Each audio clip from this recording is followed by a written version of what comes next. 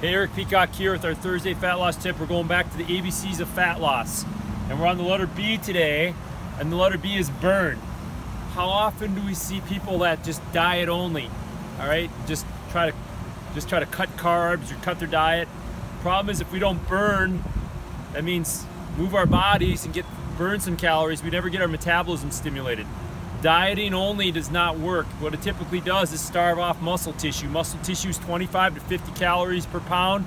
So if we take the approach of, I'm just not going to move a lot, but I'm not going to eat a lot, your body's going to give up muscle tissue for energy when you create a deficit. It's not a good long-term strategy. Usually leads to yo-yo dieting. So burn, meaning high-intensity workouts that get your heart rate up, make you sweat a little bit. Sorry if it wrecks your makeup or whatever, but we want to sweat. We want that heart rate up. We want to feel like we're doing some good hard work, at least I would say 3 to 4 times a week, because every time we do that, we actually stimulate our metabolism not to only be revved up during the workout, but after the workout.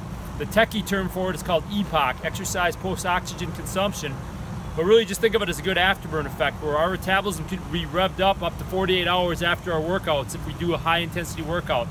So high intensity is going to be relative to some people. It's going to be somebody jumping on an elliptical and maybe doing some kettlebell swings.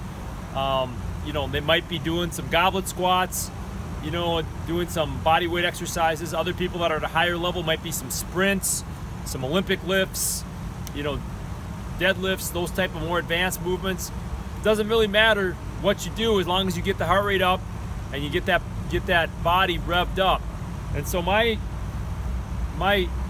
wisdom for you today is your best strategy if you want to change the way your body looks and the way your metabolism functions is to move more, meaning doing some high intensity workouts, and then on top of that doing some steps.